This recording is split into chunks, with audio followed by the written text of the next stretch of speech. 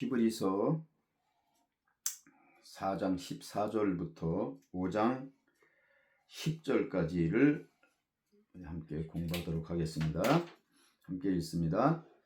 그러므로 우리에게 큰 대제사장이 계시니 승천하신 이 곧 하나님의 아들 예수시라.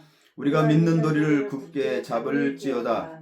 우리에게 있는 대제사장은 우리의 연약함을 동정하지 못하실 리가 아니요 모든 일에 우리와 똑같이 시험을 받으신 이로되 죄는 없으시니라.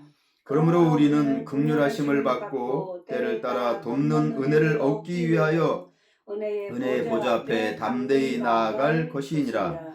대제사장마다 사람 가운데서 택한 자이므로 하나님께 속한 일에 사람을 위하여 예물과 속죄하는 제사를 드리게 하나니 그가 무식하고 미혹된 자를 능히 용납할 수 있는 것은 자기도 연약에 휩싸여 있음이라. 그러므로 백성을 위하여 속죄제를 드림과 같이 또한 자신을 위하여도 드리는 것이 마땅하니라. 이 존귀는 아무도 스스로 취하지 못하고 오직 아론과 같이 하나님의 부르심을 받은 자라야 할 것이니라.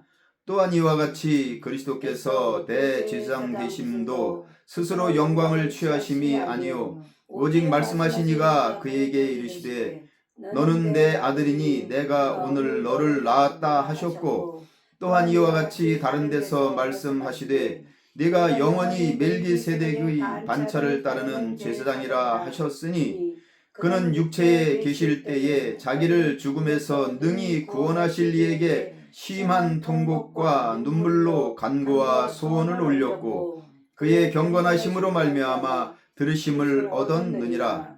그가 아들이면서도 받으신 고난으로 순종함을 배워서 온전하게 되셨은즉 자기에게 순종하는 모든 자에게 영원한 구원의 근원이 되시고 하나님께 멜기세덱의 반차를 따른 대제사장이라 칭하심을 받으셨느니라.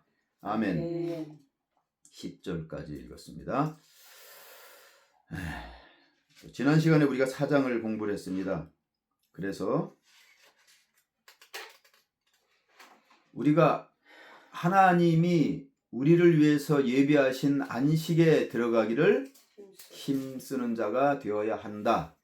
그 안식에 대한 영원한 안식에 대한 우리의 약속이 남아 있고 또 죄로 말미암아 우리가 평안을 얻지 못하고 우리의 마음이 우리의 영혼이 안식을 누리지 못하고 죽음 앞에서 죽음의 두려움 때문에 원수 마귀의 종이 되어서 그 죄와 율법에 매여서 종노릇하던 우리를 주님께서 자유케 하셔서 그 종되었던 자리에서 우리를 해방시켜 주셔서 이제 종이 아니라 하나님의 자녀, 아들이 되는 권세를 우리에게 주셨습니다. 할렐루야. 아멘. 이거를 믿는 자에게 이 믿음으로 이것을 받아들이고 믿음으로 행하는 자들에게 하나님이 안식을 주시는 거예요. 아멘.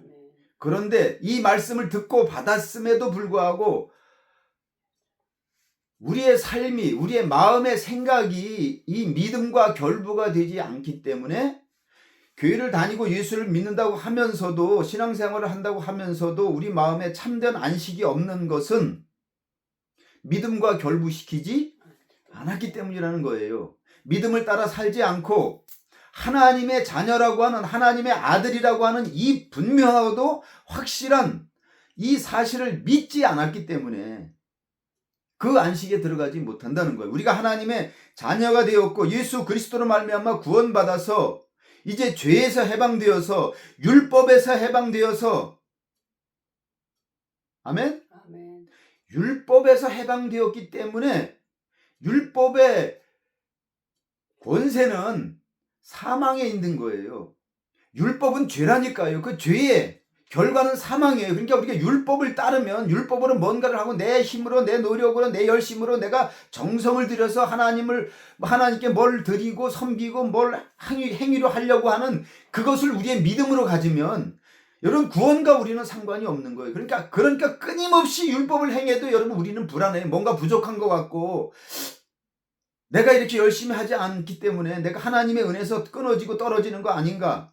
여러분, 이건 거짓 믿음이에요. 이건 잘못된 믿음이에요. 그러니까 이건 사단이 우리에게 주는 거짓 복음이라니까요. 그리고 교회 다니면서 내가 무언가를 열심히 정성을 들여야만이 내가 은혜 받은 것 같고, 그래야만이 내가 좀 믿음이 있는 것 같고, 그래야만이 내가 좀 안심이 되고, 여러분, 그런 생각이 우리 안에 들어올 때는 이미 그건 원수 마귀가 주는, 그것이 바로 선악과라니까요. 우리는 그것을 하지 않아도, 그래서 예수님은 성경을 통해서 우리에게 친히 말씀하셨어요. 탕자의 비유, 특별히 탕자의 비유를 통해서, 이 비유를 주님께서 여러 번 비유를 들었어요. 탕자의 비유는 바로 이것을 설명해 주고 있는 거예요. 탕자는 아버지의 재산을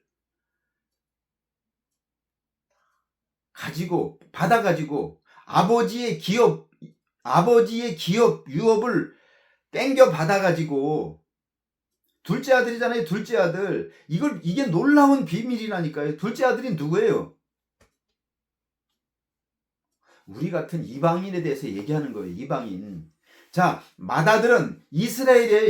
이스라엘 백성들이라고, 이스라엘 민족들이 큰 아들이에요. 그런데 맏아들인 우리는 타락한 자들이고 아버지를 떠난 자들이었어요. 떠난 자들이었는데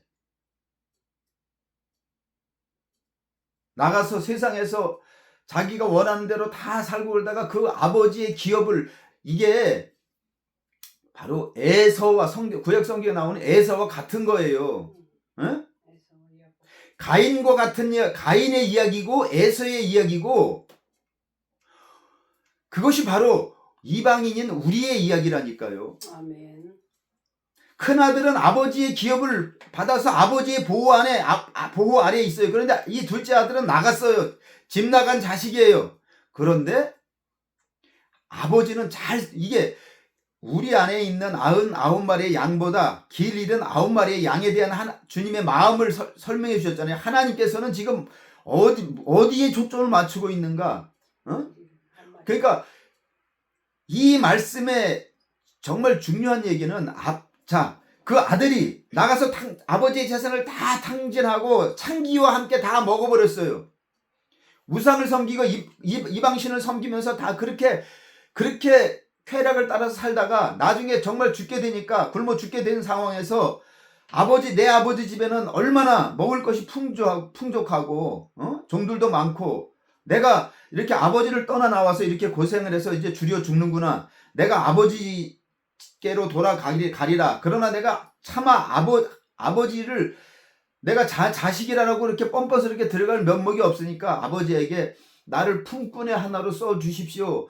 내가 어쨌든 간에 품꾼도, 아버지 집에 있는 품꾼도 넉넉히 먹고 배불리는데 내가 품꾼의 하나라도 가서 내가 그렇게 살면서 열심히 일하면서 품삯이라도 받아서 먹고 살아야 되겠다라고 집 돌아가겠다고 돌아오는데, 아버지께서는 밤낮으로 그 아들만 생각하고 동구 밖에 나와서 내 집 나간 아들이 언제 나오나 기다리고 계시다가 저 동구 밖에서 멀리서, 성경에 보면 멀리서, 주님 말씀 멀리서 그 아들 같은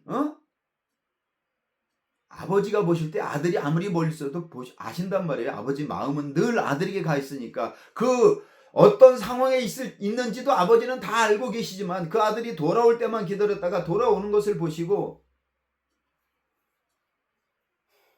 달려나와서 그 아들을 끌어안고 입을 맞추고, 아들이 엎드려서 나는 아버지에게 아들이라 칭함을 받을 자격도 없습니다. 나는 죄인입니다. 그저 나를 품꾼의 하나로 써주시니까, 아니다, 너는 내 아들이다. 죽었다가 살아난, 이거 그냥 헛소리 한 거 아니라니까. 우리는 죽었던 자예요. 하나님에 대해서 죽었던 자였으나 그러나 하나님이 우리를 아들로 받아주셨다니까요. 아들의 자격이 없어요. 저도 알아요. 저도 하나님의 아들이 될 자격이 없음을 너무나 잘 알아요. 그러나 하나님은 우리를 아들로 받아주셨다니까요. 네? 그리고 데리고 들어가서 씻기고 가장 좋은 옷을 입혀주셨어요. 가장 좋은 옷. 그리고 가락지를 끼워주시고, 이거는 아들이 되는 명예이고 후사, 즉 기업을 이을 아버지의 모든 사업을, 아버지의 모든 것을 물려받을 수 있는 아들에게 주는 아멘. 인장 반지라니까요. 이 반지만 있으면 이건 절대 반지야, 절대 반지.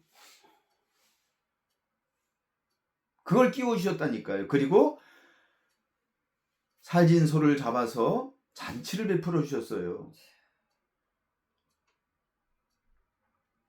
우리가 하나님의 자녀가 되었다고 하는 것은, 그리고 우리가 구원받았다고 하는 것은 얼마나 놀라운 은혜인지, 얼마나 놀라운 축복인지 상상을 초월하는 거예요. 자, 거기에 여러분 우리가 이걸 알아야 돼. 거기에 하나님의 자녀가 되고 하나님의 아들이 다시 아들로 회복된 그 상황에 아무런 조건도 없어요, 여러분. 뭐 열심히 무슨 아버지를 위해서 뭘 하고 어떤 충성을 다하고 뭘 갖다 바치고 하는 거 아무것도 없다니까요. 아버지 것을 다 탕진하고 돌아온 그 자녀에게 하나님께서는 그냥 아들로 받아 주셨어요. 아멘. 맞습니까? 아멘.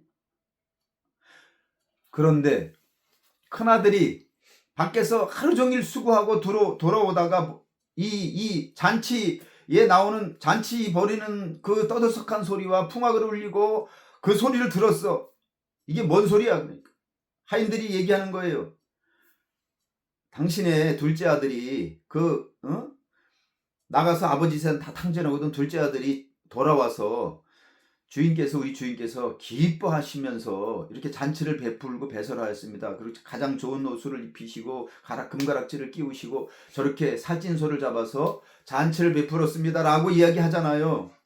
이게 예수님이 괜히 이 말씀을 하신 게 아니라 이 대비를 보여주시는 거예요. 그러니까 큰아들, 맏아들이 듣고 분노했다니까요.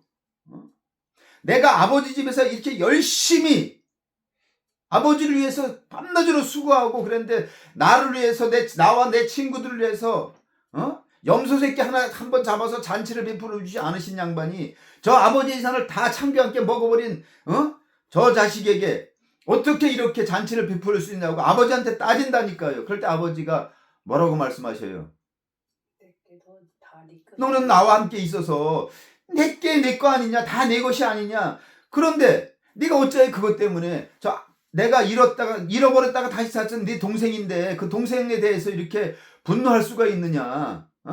아니 내게 다 네 거 아니냐? 그럼 네가 그거.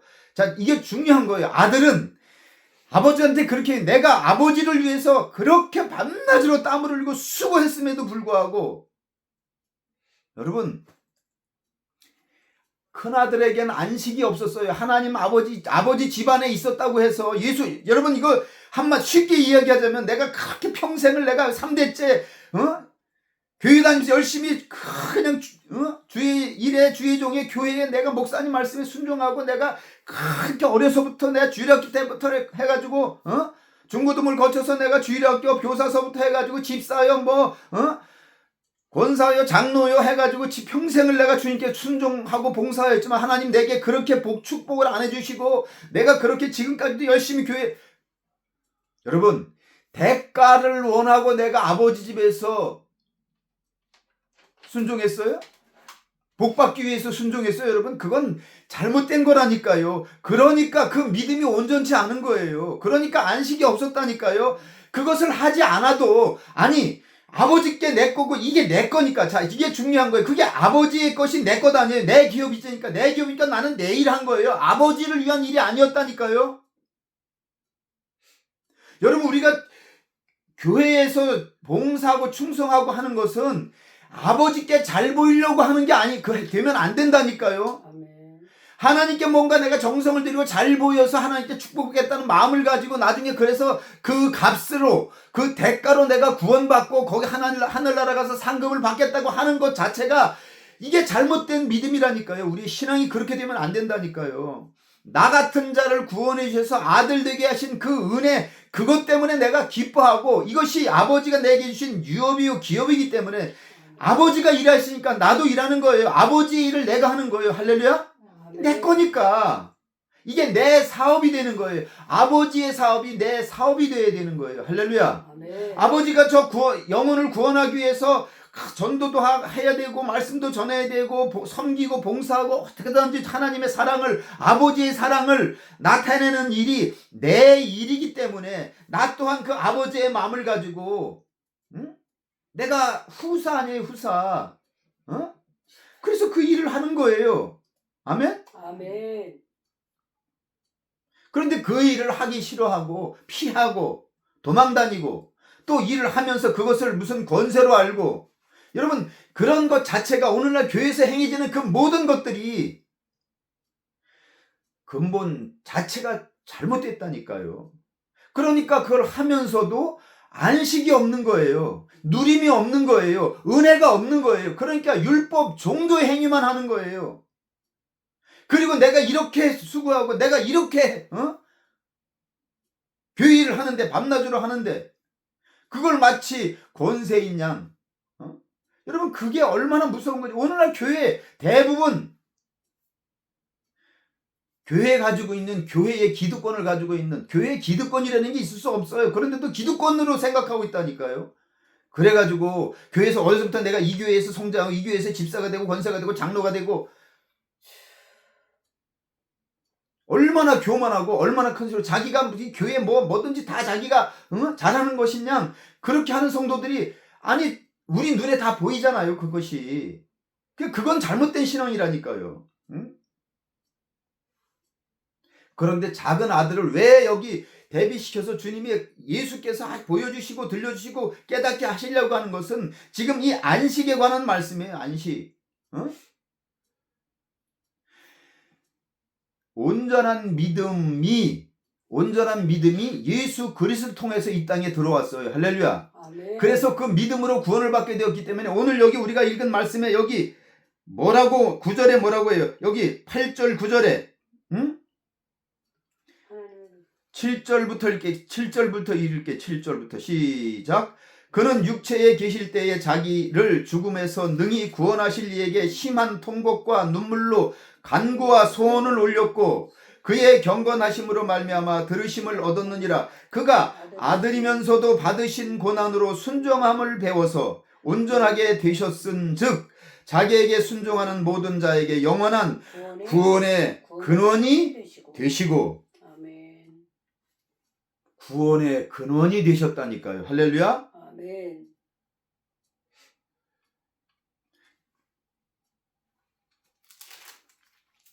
2장에서 제가 이거 꼭 기억하라고 했던 말씀이 있죠. 뭐예요? 2장에 있던 거.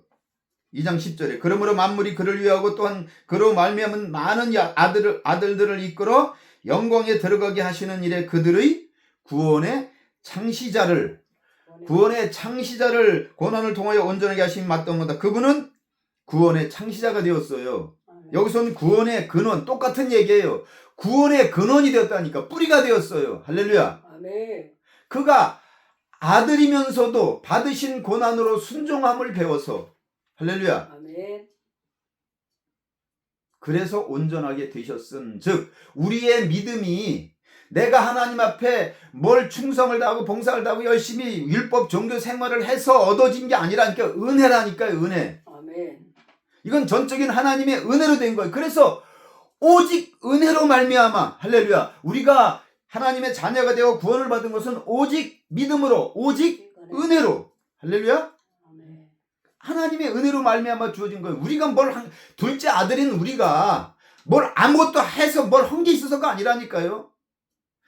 그러므로 그래서 성경은 너희가 행위로 뭘 해서 구원을 받으려고 하지 말라는 거예요. 그것으로 무슨 상급을 받고 그것으로 칭찬을 받고 너희가 뭘 함으로, 여러분 우리가 뭘 해서 되는 게 아니라니까. 우리가 내 목숨을 내어 줄지라도 하나님은 그것을 공로로 인정하지 않는다니까요.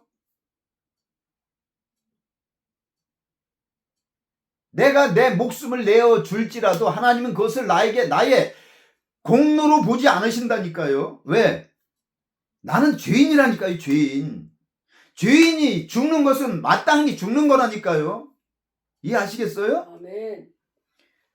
요 말씀이 바로 요 위에 나오는 거예요. 요 위에 이거를 깨닫지 못하면 지금 이게 중요한 얘기예요. 자, 예수님이 대제사장이 되셨느니라. 읽었죠?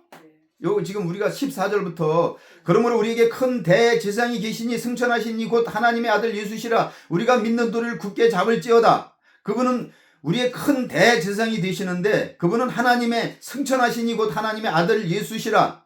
15절 우리에게 있는 대제사장은 우리의 연약함을 동정하지 못하실 리가 아니요 모든 일에 우리와 같이 똑같이 시험을 받으신 이로써 죄는 없으시다. 그러므로 우리는 긍휼하심을 받고 때를 따라 돕는 은혜를 얻기 위하여 은혜의 보좌 앞에 담대히 나갈지어다. 자, 보셔요.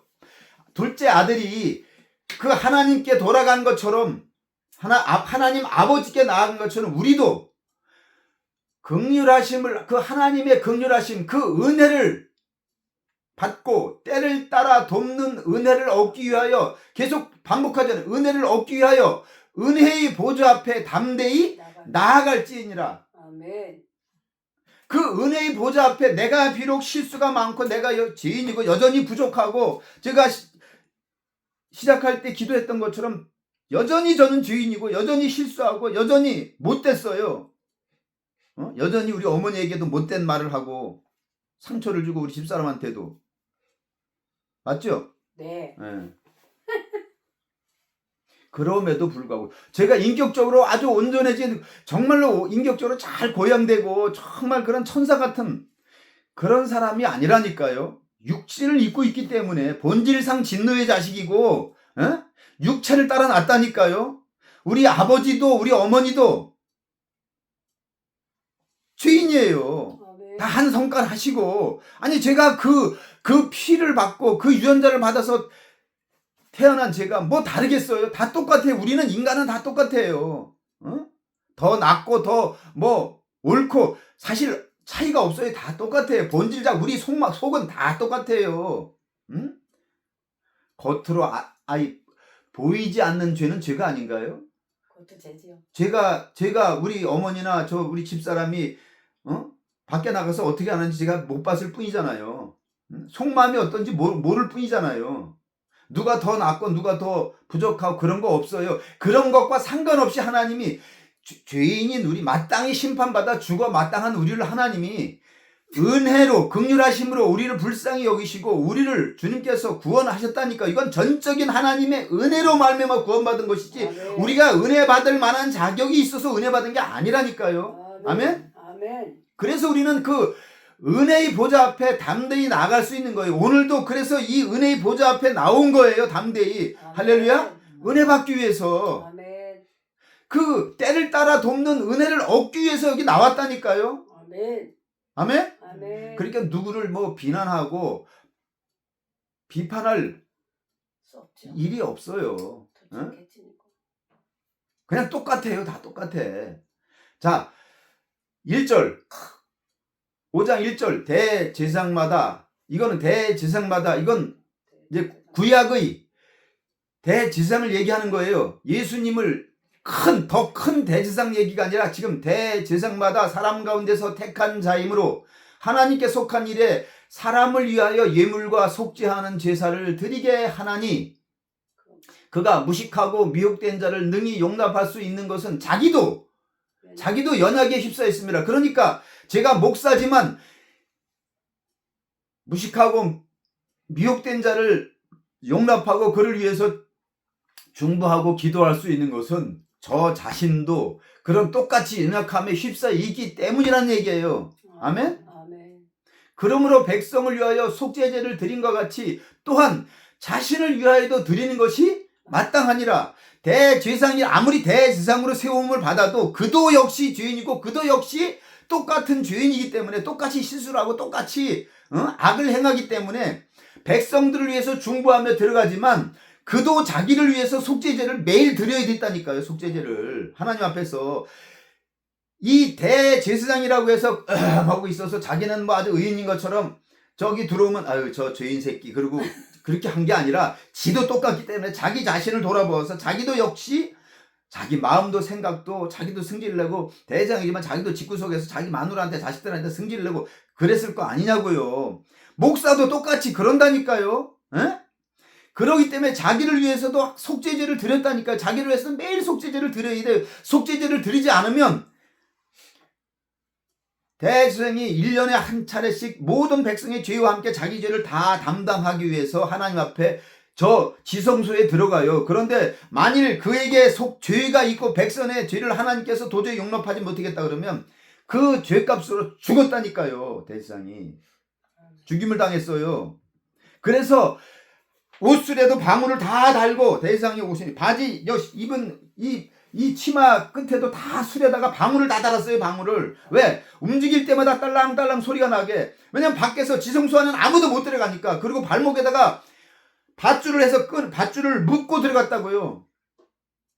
지성소 안에는 1년이 1차밖에 못 들어가요. 대속죄일에. 그런데 성소에 들어가서 항상 불 피우고 향 피우고 피 가지고 들어가서 하나님 앞에 속죄를 위해서 백성의 죄를 위해서 속죄제 죄 짓고 와서 제사 드리러 온 사람들은 매일 하루 종일 그것만 하는 거예요. 그거 하다가 자기가 제일 먼저 자기를 위한 속죄제를 제물을 들어서 하나님 아버지 내가 이런 죄가 있습니다. 생각나지 않은 죄까지 하나님 다 용서해달라고 빌고 그리고 나서 백성의 죄를 다 하고 난단 말이에요. 그리고 나서도 혹시나 내가 하나님 앞에 뭐 잘못된 게 있을까 또 회개하고 죄를 짓고 죄를 회개하고 그렇게 불을 간검하고 그렇게 하다가 1년에 한 번씩 그 죄를 백성의 모든 백성 죄를 한 번에 다 1년에 1차 들어간단 말이에요. 들어가서 하다가 하나님이 용서를 못해 그러면 그가 그 안에서 왜냐면 죄 있는 상태에서 하나님을 보는 순간 자동으로 죽는 거예요. 그러니까 밖에서 다른 제사장들이 밧줄을 붙잡고 그 들어갈 때마다 밧줄이 들어가는 걸 보고 지금 성소를 지나서 지금 지성소에 들어갔다. 요 길이를 보고 아는 거예요. 그리고 기다리고 있는 거예요. 거기서 기도가 끝날 때까지 나올 때까지. 그리고 귀를 기울이는 거야. 딸랑딸랑 그 방울 소리가 움직일 때마다 방울 소리가 나는 걸 듣고 있는 거예요. 그러다가 방울 소리가 안 나와. 뭐지? 묵상 중인가? 주님과 만나서 지금 주님을 배우면서 무슨 말씀을 듣고 있는가? 귀를 기다려. 아무리 기다려 안 나와요. 시간이 지났는데도 그러면 이렇게 땡겨본다고. 이렇게 땡겨봐. 땡겨보는데도 아무 움직임도 없어. 땡기는데 살아있으면 야 아직 살아있어. 근데 그럼 살아계시는구나. 그리고 기다리는 거예요. 근데 움직임이 없어. 그러면 아이쿠야 돌아가셨구나. 그럼 밧줄을 땡겨서 거긴 못 들어가니까 하나님을 뵈면 죽으니까 휘장이 쳐 있어요. 거기 못 들어간다고 땡겼다고요. 그도 자신을 위해서 속죄제를 드려야 마땅하단 얘기예요. 아멘. 그러니까 똑같은 자들이에요. 이 존귀는 아무도 스스로 취하지 못하고 오직 아론과 같이 하나님의 부르심을 받은 자라야 할 것이니라. 그래서 그 법궤 안에는 아론의 쌍단 지팡이가 있는 거예요. 하나님이 택한 자 외에는 대제사장이 될 수가 없다는 거예요. 아멘. 그거에 대항해서 어떻게 아론만 대제사장이 될 수 있고 우리도 똑같이 하나님의 영광을 보고 이렇게 구원받아서 우리도 다 같이 하나님의 영광을 보고 그랬는데 왜 제사장만 그러냐 저 아론만 그러냐 막 이제 대드니까 하나님께서 그러면 너희 각 지파 대표로다가 지팡이 하나씩 장로의 지팡이 하나씩 가지고 와서 성소 안에다 놓고 그 다음날 아침에 일어났을 때 딱 가보니까 아론 레위지파의 아론의 지팡이에서만 싹이 나서 살구꽃이 피고 살구 열매가 달렸어요. 그래서 그것으로 아론이 하나님의 기름 부음 받고 택한 자라는 것을 확증시켜 주시고 그걸 증거로 아론의 쌍난 지팡이를 법궤 안에다가 영원토록 보관하게 했다고요. 할렐루야. 아멘. 아무나 그렇게 되는 게 아니에요. 그런데 이와 같이 그리스도께서 대제사장 되심도 스스로 영광을 취하심이 아니요 예수님께서 스스로 나는 대제사장이 이렇게 하신 것이 아니요 오직 말씀하신 이가 그에게 이르시되 너는 내 아들이니 내가 오늘 너를 낳았다 하셨고 또한 이와 같이 다른 데서 말씀하시되 네가 영원히 멜기세덱의 반차를 따르는 제사장이라 하셨으니 시편 110편 4절 반차를 따르는 제사장이라 하셨으니 그는 육체에 계실 때에 자기를 죽음으로 능히 구원하실 이에게 심한 통곡과 눈물로 간구와 소원을 올렸고 그의 경건하심으로 말미암아 들으심을 얻었느니라. 이 멜기세덱에 대해서는 성경에 자세히 나오지 않아요. 성경에는 그가 살렘 왕이요 지극히 높으신 하나님의 제사장이라. 외경으로 정경에 들어가지 않은 외경에만 이게 멜기세덱에 대해서 나와요. 어? 그 멜기세덱은 가나안 땅에 제일 첫 번째 초대 왕이면서 그 가나안 지역에 역사적으로 초대 왕이면서 하나님을 섬기는 제사장이었다는 거예요. 그러니까 아브라함이 그 땅에 우상을 섬기던 거기서 올 때 이미 그 땅에 하나님이 내가 명하는 땅으로 가라 할 때 잘 보셔요. 왜 어떻게 멜기세덱이 살렘 왕이었느냐? 하나님이 이미 거기 초대 왕으로 멜기세덱을 세웠고 그 멜기세덱이 왕이면서 제사장이었다니까요. 응? 하나님이 구별해서 세우신 왕이었어요. 그리고 제사장이었다고. 그 멜기세덱은 거기서 여호와 하나님을 섬기는 자였다니까요. 그래서 그 하나님이 정해서 세워서 왕으로 세우고 제사장으로 세웠던 첫 번째 제사장, 하나님이 세운 첫 번째 왕이요 첫 번째 제사장, 그 반차를 따랐기 때문에 멜기세덱이 그 다음의 왕이 누구예요? 어? 예수란 얘기예요. 그 다음부터 거기서는 하나님을 섬기지 않고 하나님의 뜻을 따르지 않고 하나님의 뜻을 따라 살지 않았기 때문에 멜기세덱이 초대 왕이요 제사장이었다니까요. 그래서 그 반차, 그 다음 차순, 여기 반차라는 것은 그 다음번 이 순차를 따라서 멜기세덱 다음에 차례의 왕이요 제사장이요 선지자의 이 무슨 얘기 알겠어요? 하나님이 예수님께서 가지신 세 가지의 직분. 예수님의 직분이 뭐예요? 제사장, 왕, 선지자. 대제사장. 왕이요, 대제사장이요, 선지자 그리스도 메시아가 가지고 있는 그 삼중직이라고 하는 그 직분이 멜기세덱이 가졌던 직분이라니까요. 그런데 이 멜기세덱보다 더 높으신, 즉 하나님의 아들이시니까 큰 대제사장이라고 여기 설명을 한 것이, 큰 대제사장이 14절에 우리 읽었잖아요. 그러므로 우리에게 여기 앞에 이미 대제사장이 있으니까 대제사장은 큰 제사장이라는 뜻 아니에요. 그런데 그 앞에 일부러 큰 자를 붙였어요. 그러니까 더 큰 대제사장이 계시다니까요. 그분이 멜기세덱의 반차를 따라서 이 땅에 우리의 대제사장이 되어주셨다니까요. 하늘나라의 대제사장일 뿐만 아니라 이 땅의 가장 큰 제사장이 되셨다고 하는 것을 설명하기 위해서 그것이 이 말씀이 기록되어 있는 것이에요. 아멘. 그가 아들이면서 받으신 고난으로 순종하심을 배워서, 아들이면서도 받으신 고난으로 순종함을 배워서 온전하게 되셨은즉 자기에게 순종하는 모든 자에게 영원한 구원의 근원이 되시고 하나님께 멜기세덱의 반차를 따른 대제사장이라 칭하심을 받으셨느니라. 그러므로 그가 우리에게 대제사장 되시기 때문에 그 예수님이 우리에게 그걸 보여주시기 위해서 예수님께서 여기 성경에 말씀하세요. 그가 우리의 모든 죄를 담당하시고 1년의 대제사장은 1년 1차씩 하나님을 뵙기 위해서 지성소로 하나님의 보좌인 그 법궤의 시은좌에 하나님께서 거기 자리하고 계시는 그 보좌 앞으로 백성들의 모든 죄를 가지고 주님께서 들어가시잖아요. 응?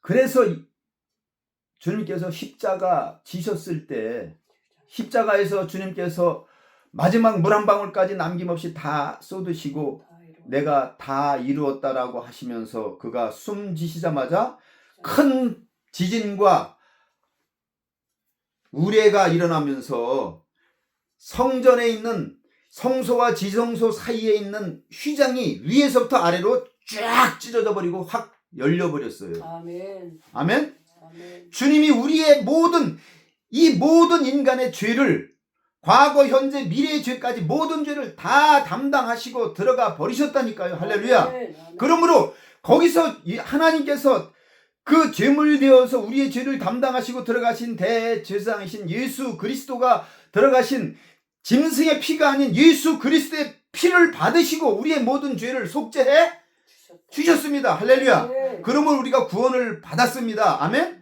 그러므로 우리가 그 대제사장 되신 예수 그리스도를 따라서 할렐루야. 아멘.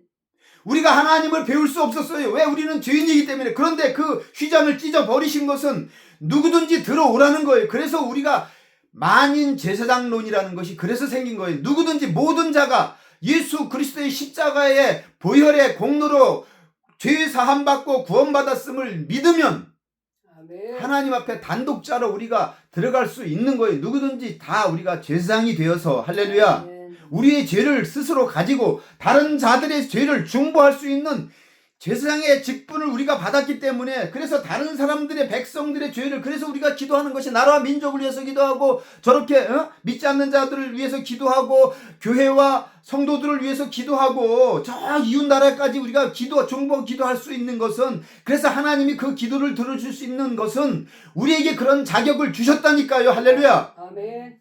그래서 우리가 그 모든 기도를 가지고 예수 그리스도의 피를 의지해 나가는 거예요. 아멘.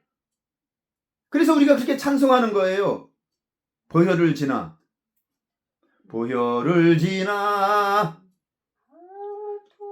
하나님 품으로 아멘. 그 예수 그리스도의 보혈을 갖고 들어가는 거예요. 그것을 의지해서 그 보혈을 의지해서 우리가 나가는 거예요. 하나님 앞에. 아멘. 아멘. 그래서 그 피로 말미암아 그 피를 볼 때에 찬송 부르잖아요. 넘어가리라. 그 피를 볼 때에 내가 너를 넘어가리라. 넘어가리라. 아멘. 아멘. 아멘. 그 예수 그리스도의 보혈을 의지하여 우리가 주님 앞에 나가는 거예요. 아멘. 그래서 우리가 제사장으로서 중보하며 기도하며 나갈 수 있는 거예요. 그러면 하나님께서 용서하시고 무슨 죄든지 용서하시는 거예요. 그래서 예수님께서 내가 내 이름으로 예수 그리스도의 그 보혈을 의지해서 네 죄든지 사하면 사해질 것이다. 사해진다니까요. 할렐루야. 그럼 우리는 그 죄인을 정죄하고 욕할 것이 아니라 예수 그리스도의 이름으로 그 죄를 사해야 돼요. 그래서 네가 네 죄든지 사하면 사해질 것이요. 할렐루야. 아멘. 사하지 않으면 그대로 있으리라. 아멘. 여러분, 내가 죄 사함을 받는 것만 중요한 것이 내가 죄 사함을 받았기 때문에 내가 다른 사람들의 죄도 사할 수 있는 하나님이 우리에게 직분을 허락하셨어요. 아멘? 아멘. 목사이기 때문에 목사만 그렇게 하는 게 아니에요. 아멘? 아멘. 예수를 믿는 자들은 구원받은 하나님의 자녀들은 누구나 다 제사장 직분을 가졌다니까요. 아멘. 이 땅에서. 그러니까 우리가 판단하고 정죄하고 할 것이 아니라 죄를 용서하고 예수님이 말씀하시잖아요. 주여 저들의 죄를 사하여 주옵소서. 저들이 자기가 무엇을 하는지도 알지 못함입니다. 아멘. 지가 뭔 일을 지금 하는지도 모르고 저러는 것은 몰라서 그런 거니까. 하나님 몰라서 저러는 거 아닙니까? 그러니까 좀 죄를 용서해 주세요. 사해 주세요. 아멘. 아멘? 아멘. 주님 앞에 저도 회개하고 잘못을 인정합니다. 사실 죄를 용서하기보다 판단하기 바쁘고 정죄하기 바쁘고 비난하기 바쁘고 욕하기 바쁘지 죄를 용서하고 살 생각을 못하고 살아요. 그것이 얼마나 우리가 잘못 살았는지를 보여주는 거예요. 어? 정죄하기에 앞서 우리가 회개하고 중보하고 하나님 내 죄입니다. 내가 그렇게 주님의 사랑으로 중보하고 기도하지 못하고 그를 말씀으로 권면하지 못하고 정죄부터 하는 내가 악한 자입니다. 나의 죄를 용서하여 주시오. 먼저 보혈을 의지해서 나가야 돼요. 아멘.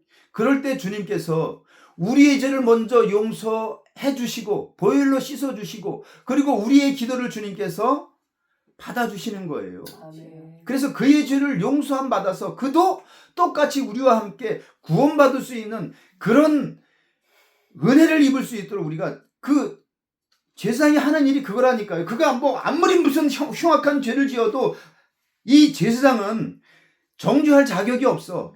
중보자기 때문에. 우리는 제사장이잖아요. 그럼 우리가 어떻게 비난할 수 있겠어요? 오히려 그를 위해서 중보해야 될 사람인데. 아멘. 할렐루야. 아멘. 이제 우리는 제사장의 사명을 감당해야 될 줄로 믿습니다. 아멘. 매일매일의 삶이 우리가 제사장으로 살아야 돼요. 할렐루야. 아멘. 그러니까 남을 위해서 비난하고 비판하고 흉보고 수군거리고 뒷담화하고 하는 것이 아니라 얼마나 재밌어요. 뒷담화. 진짜 꿀맛이죠. 꿀맛. 남 얘기하는 거 흉보는데 진짜 그거 진짜 쾌감이 있어. 상대적으로 나는 조금 의로워지는 것 같고 내가 위로받고 다른 사람을 비난하면 내가 좀 나아진 것 같지만 여러분은 아니에요.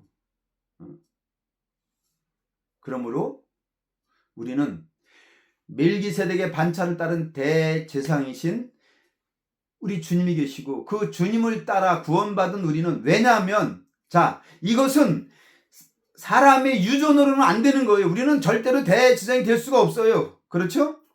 하나님이 택하셔야 된다니까. 여기 설명했잖아요. 사람으로는 우리가 제사장이 될 수가 없다니까요. 우리가 인간으로서 이 존귀는 아무도 스스로 취하지 못하고 오직 아론과 같이 하나님의 부르심을 받은 자라야 할 것이니라. 여러분 요게 은혜라니까요.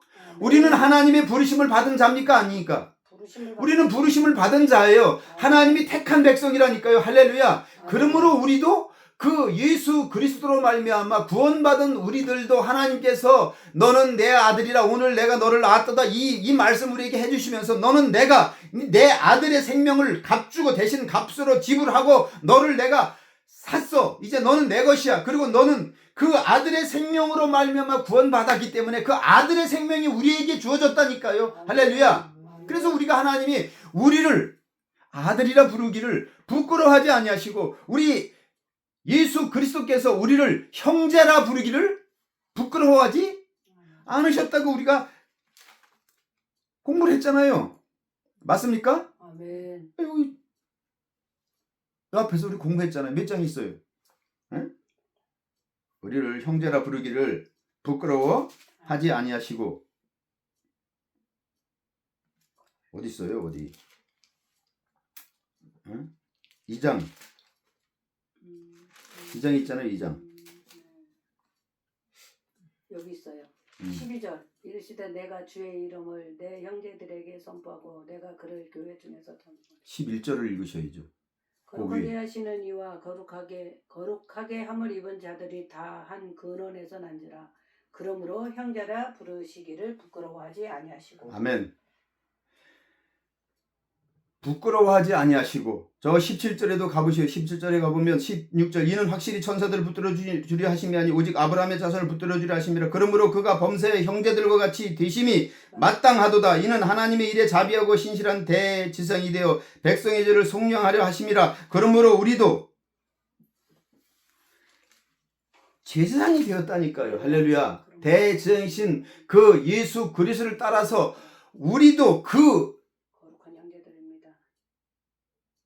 혈통을 따라서 우리가 그 반차를 따른 제사장 대신 멜기세덱의 반차를 따르는 제사장 대신 예수 그리스도의 영을 받았기 때문에 우리도 자 레위 족속이 아론 이걸 잘 생각하셔야 돼요. 이거 성경은 그걸 우리가 설명하고 있는 거예요. 아론이 하나님의 택함을 받은 아론이 대제사장이 되니까 그 아론이 속한 레위 자손들이 자손 대대로 지금까지 제사장 역할을 하는 거예요. 제사장 일을 하는 거예요. 그가 잘났든 못났든 간에 그 후손이기 때문에 그 혈통을 따라서 반드시 레위 자손이라야 제사장이 된다니까요. 그러면 오늘날 이것은 장차 미래 앞으로 있어질 일에 대한 그것을 보여주시는 거라니까요. 구약은. 그러니까 지금 우리가 대제사장 밀기세덱의 반차를 따르는 대제사장인 예수 그리스도를 따라서 그 아들의 혈통, 아들의 영을 받은 우리의 육신은 이 땅에서 났지만 아들 예수 그리스도의 영으로 말미암아 하나님의 아들이 되었잖아요. 어? 하나님의 혈통으로 이제는 우리가 하나님의 자녀가 되었기 때문에 우리가 제사장이 될 수 있는 것입니다. 할렐루야. 이것을 설명하고 있는 거예요. 이 5장은. 그러므로 우리가 누구라고요? 제사장. 할렐루야. 대제사장은 한 분밖에 안 계시니까 우리는 제사장이라니까요. 제사장. 그래서 우리가 제사장은 매일 성전에 들어갈 수 있어요, 없어요? 있어요. 그래서 성전에 들어가서 섬기는 일을 하는 거예요. 할렐루야. 그러니까 우리는 매일 성전에 들어가는 거예요. 그 성전이 어디예요? 하나님의 집, 성전. 예수님 말씀하시는 네 몸이 하나님이 거하시는 성전인 줄 알지 못하느냐. 그러니까 이 성전에 우리가 매일 들어가는 거예요. 그러니까 매일 우리는 어디서든지 하나님을 섬기고 하나님과 대화하고 하나님 기도하고 하나님께 중보하고 하나님과 대화를 나눌 수가 있어요. 할렐루야. 매일 예배하는 거예요. 이것이 바로 예수님께서 말씀해 주신 하나님이 찾으시는 진짜 예배를, 진짜 참 예배를 드릴 때가 오나니 곧 잇따라. 예수님이 돌아가시기 전에 말씀하셨어요. 반드시 그때가 오는데 바로 지금이야. 내가 십자가에 죽고 나면 너희들이 이제는 그 신령과 진정으로 드리는 그 예배를 드리는 제사장이 될 수 있어. 예수님이 돌아가셨어요. 그러면 우리가 제사장으로서 매일 하나님 앞에 신령과 진정으로 드리는 예배를 드리는 거예요. 저런 형식, 저 건물에 가서 형식적으로 드리는, 의식적으로 1시간 찔끔 앉아있다가 나오는 걸 예배라고 하는 그런 예배가 아니에요. 그건 하나님이 받으시는 예배가 아니라니까요. 신령과 진정으로 드리는 내 영혼과 성령과 진리로 참으로 드리는 참 진짜로 드리는 예배는 내 몸 안에 계신 내 이 육체 가운데 거하시는 하나님을 내가 인식하고 살아있는 매 순간 내가 살아서 하나님을 배우고 하나님의 말씀에 귀 기울이고 하나님과 동행하며 그 하나님이 하시는 일에 대해서 찬양하고 또 내가 죄를 회개하면 용서하심을 내가 깨닫고 그 용서를 받아서 또 감사하고 찬양하면서 하나님의 말씀에 귀 기울이고 하나님의 인도하심을 받아 사는 실제로 살아가는 내 삶. 아멘? 믿음이 실제가 되는 결부된 이 살아계신 하나님을 믿는 믿음과 결부가 되어 있는 그 삶을 사는 것이 하나님이 찾으시는 참 예배라니까요. 저 성전이라고 거짓말로 상전이라고 말하는 그 건물 안에 기어가가지고 거기서 또 뭐 예배 드린다 하고 1시간 찔끔하고 그러고 와서는 주일을 지켰다고 하는 그 거짓 예배 말고 여러분 참된 예배를 얘기하는 거예요. 그걸 우리가 예배를 드려야 된다니까요. 할렐루야. 이게 예배라는 걸 깨달아야 돼요. 이걸 깨달으면 여러분 우리가 어디 거하는지 장소의 문제가 아니라니까요. 그건 그 장소는 이미 없어요. 유일한 장소는 딱 하나밖에 없어요. 사람의 손으로 지은 곳에 하나님은 거하시지 아니한다고 말씀하셨어요. 하나님이 친히 지으신 건물, 지으신 집은 어디예요? 우리밖에 없어요. 하나님의 친히 지으신 건 우리밖에 없다니까요. 아멘? 지금 여기 예수님께서 집 지으신 자라고 집을 맡으신 그걸 지금 3장에서 우리가 공부를 하고 넘어왔잖아요.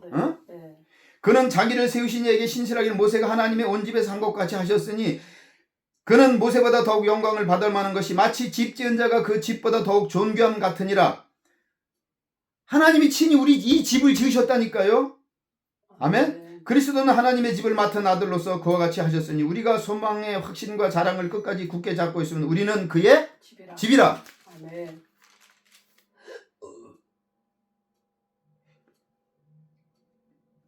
그러므로 이 집에서 하나님의 집에서 제사장은 하나님의 집에서 섬기는 자예요. 아멘? 아멘. 그럼 하나님의 집이 어디예요? 내 안에. 네. 맞죠, 권사님? 네. 하나님의 집이에요. 그럼 이 하나님의 집 맡은 자가 누구예요? 나. 나라니까요, 나. 내가 그러니까 내 몸도 마음도 생각도 온전하고 거룩하고 깨끗하고 건강하게 지키는 것은 누가 할 일이에요? 내가 할 일이. 내가 할 일이에요. 아멘. 그러니까 네 무너진 성전을 수축하라고 하신 주님의 말씀을 진작에 깨닫지 못하고 이제서 깨달은 것이 이 몸이 내가 하나님의 집이구나. 이게 성전이구나. 그러면 내가 하나님께 하나님의 집을 맡은 제사장으로 부르심을 받았으니까 내가 내 삶을 하나님께 온전히 하나님 앞에서 온전히 하나님을 사랑하고 하나님을 기뻐하면서 하나님의 말씀을 따라 사는 것이 제사장 직분을 잘 감당하는 것이구나를 깨달았다고 한다면 진작에 그렇다고 한다면 내가 헛된 그런 세상 일을 하면서 뭐 주의를 한다고 하면서도 그렇게 내 육체를 그렇게 병들게 하고 다치게 하고 힘들게 하는 삶을 살지 않았을 거라고요. 그 헛된 종교에 빠져서 열심히 내가 주님 주어진 삶에 최선을 다하면서 내 몸도 돌보면서 가정을 돌보면서 이웃을 돌보면서 이 진리의 말씀으로 회복돼서 진리의 말씀으로 섬기는 그런 삶을 살았을 거라고요. 그런데 그러지를 못했어요. 하나님은 그렇게 살도록 자꾸 이게 아니야. 어제도 제가 간증을 했잖아요. 이것이 아니라고 하는 하나님은 이게 아니라고 하는데 그럼 도대체 뭡니까? 그걸 깨닫는데 이렇게 오랜 세월이 걸렸다니까요. 이제서 깨닫는다니까요. 이해하시겠어요? 왜 저는 목회를 좀 큰 교회에서 목회를 하죠? 여러분 그게 아니라고 하니까 저도 헷갈리는 거죠. 그럼 뭐냐? 아니 목사를 만들어 놓고 하나님 난 목회 안 하겠다니까 내가 목사라고 세웠는데 네가 왜 목사가 아니라고 하는데 그러면 또 목회를 해야 되는가 하고 또 그런 목회 현장을 또 찾아가서 죽자 사자 저는 약간 이 외골 쓰고 정말 무식해가지고 하나밖에 몰라요. 저는 절대 둘을 모르는 인간이에요. 그래서 하나님이 이건가? 그러면 그냥 그거 외에는 옆에를 저는 운전할 때도 옆에를 안 보고 운전한다니까. 그냥 앞에만 보고 무대뽀로 그냥 죽기 살기로.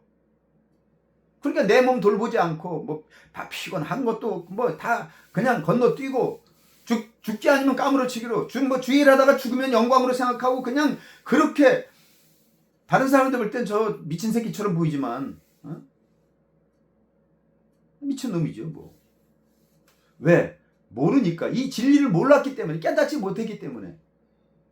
그러니까 오늘날 목사들도 필요 이상으로 피곤해요. 쉴 틈이 없어. 그런데 사실 하지 않아도 되는 일에 너무 많은 정력을 쏟고 헛된 일에 너무 많은 정력을 쏟아요.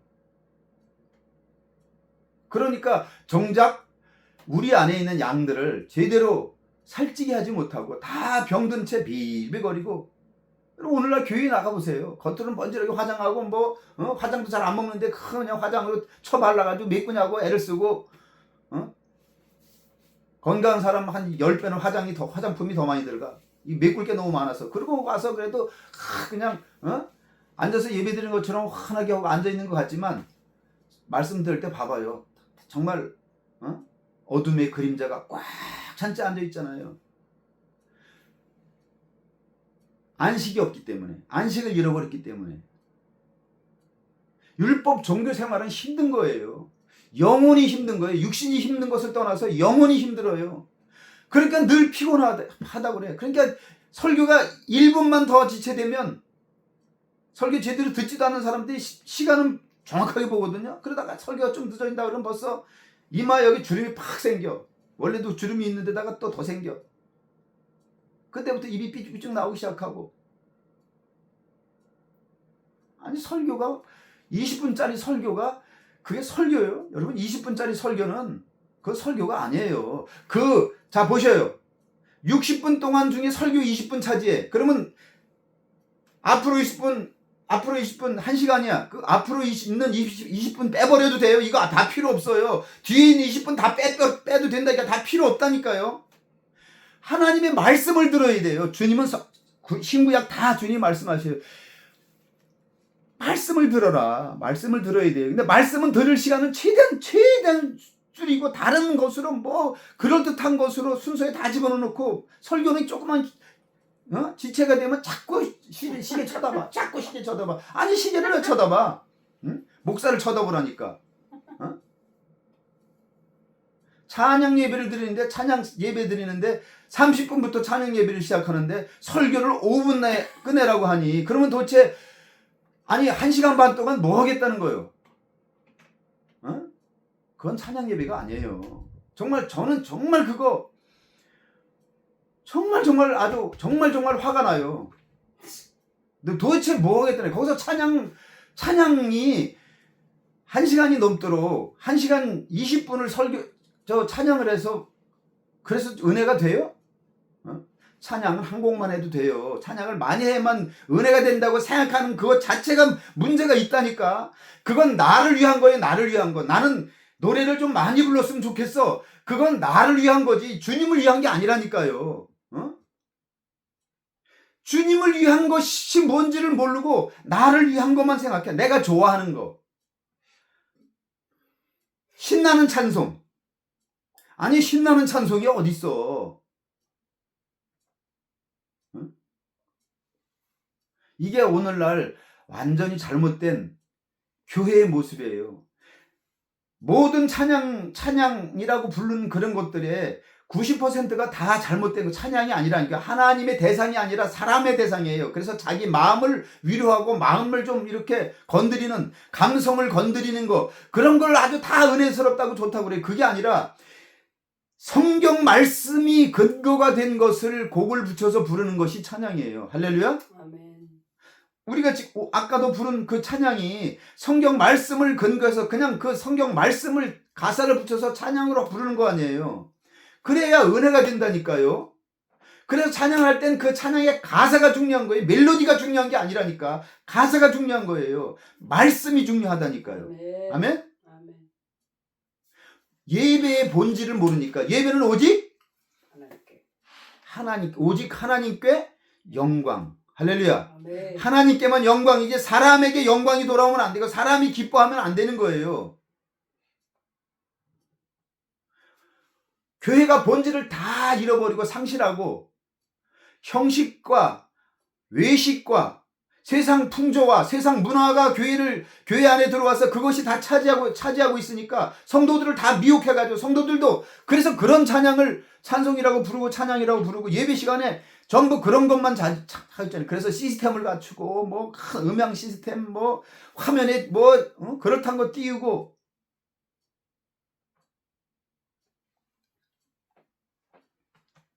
오늘 중요한 말씀은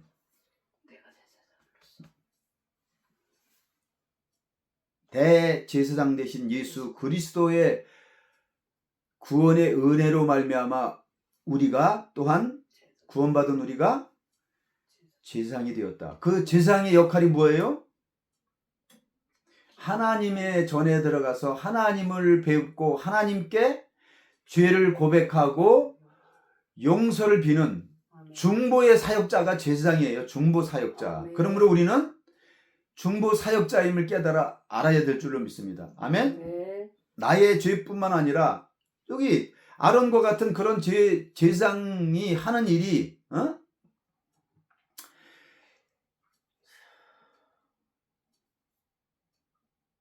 자기의 백성의 죄뿐만 아니라 자기 죄를 그가 무식하고 미혹된 자를 능히 용납할 수 있는 것은 자기도 연약에 휩싸여 있음이라. 그러므로 백성을 위하여 속죄제를 드린 것 같이 또한 자신을 위하여도 드리는 것이 마땅하니라. 아멘? 아멘.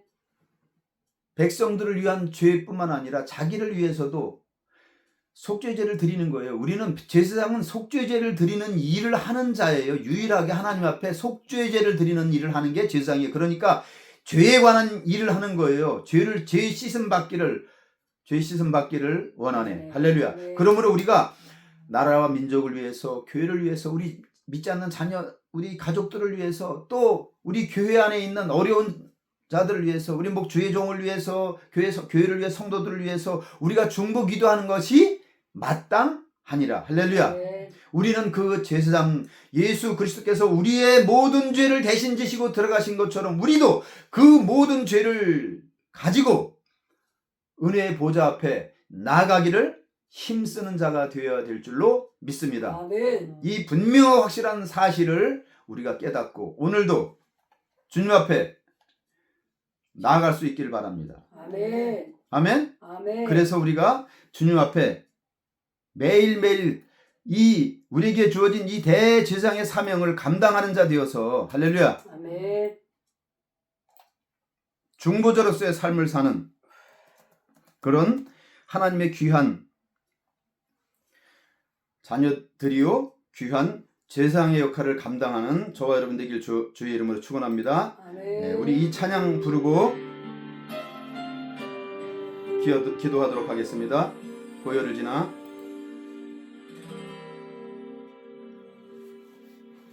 고요를 지나 하나님 품으로 우리는 제사장입니다. 고요를 지나 아버지 품으로 고요를 지나 하나님 품으로 한 걸음씩 나가네. 고요를 지나 하나님 품으로 주님 고요를 지나 아버지 품으로 고요를 지나 하나님께 나아갑니다.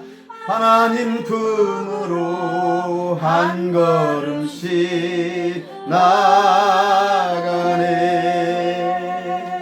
존귀한 주보혈이 내 영을 새롭게 하시네. 존귀한 주보혈이 내 영을 새롭게 하네.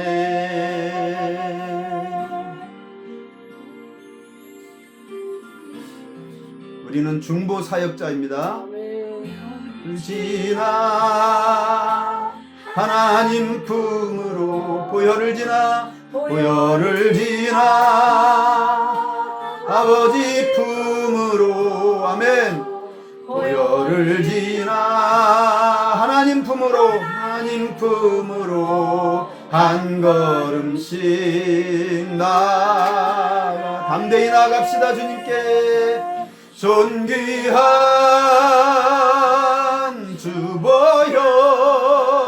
주보혈이 내 영을 새롭게 하시네. 존귀한 주보혈이 내 영을 새롭게 하네. 존귀한 주보혈이 내 영을 새롭게 하시네. 존귀한 주보혈이 내 영을 새롭게 하네. 아멘. 존귀한 주보혈이 내 영을 새롭게 하시네. 우리를 위해서 십자가에 흘리신 주님의 보혈이 우리의 영을 새롭게 하십니다. 그러므로 우리가 담대히 주의 보좌 앞에 나아갈 수 있습니다. 새롭게 하네.